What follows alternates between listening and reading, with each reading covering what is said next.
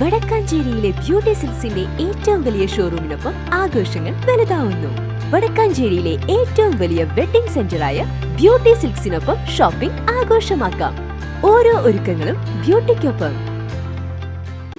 സമഗ്ര ശിക്ഷ കേരളം BRC വടക്കാഞ്ചേരിയുടെ നേതൃത്വത്തിൽ ഭിന്നശേഷി കുട്ടികൾക്കായുള്ള മെഡിക്കൽ ക്യാമ്പിന്റെ ഉദ്ഘാടനം വടക്കാഞ്ചേരി BRCയിൽ വെച്ച് നടന്നു.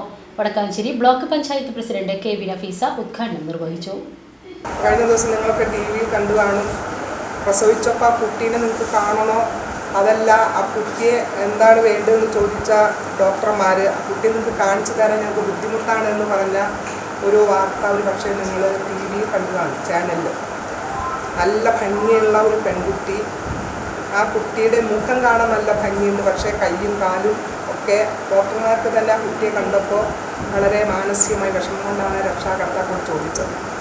നല്ലൊരു പെൺകുട്ടി, അവർ വന്ന് നിങ്ങളുടെ മകളെ കാണണം എന്ന് പറയുകയും ആ കുട്ടിയെ അവർ വളർത്തി വലുതാക്കി ഇന്ന് ആ കുട്ടി നമ്മുടെ സമൂഹത്തിൽ ലോകത്ത് തന്നെ അറിയപ്പെടുന്ന ഒരു വ്യക്തിയായി മാറിയിരിക്കുന്നു.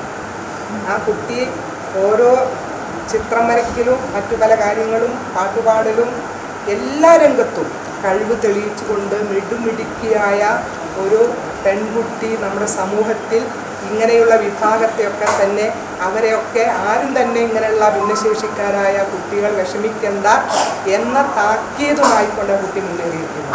വടക്കാഞ്ചേരി നഗരസഭ വൈസ് ചെയർപേഴ്സൺ ഷീല മോഹൻ അധ്യക്ഷത വഹിച്ചു.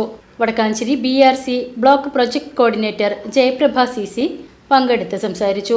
വടക്കാഞ്ചേരി ബ്ലോക്ക് വിദ്യാഭ്യാസ standing committee chairperson Pushpa Radhakrishnan മുഖ്യ അതിഥിയായി പങ്കെടുത്തു. വടക്കാഞ്ചേരി ജില്ലാ ആശുപത്രിയിലെ ഓർത്തോ വിഭാഗം doctor Praveen KS, technician Sajimon PV എന്നിവർ ആശംസകൾ നേർന്ന് സംസാരിച്ചു.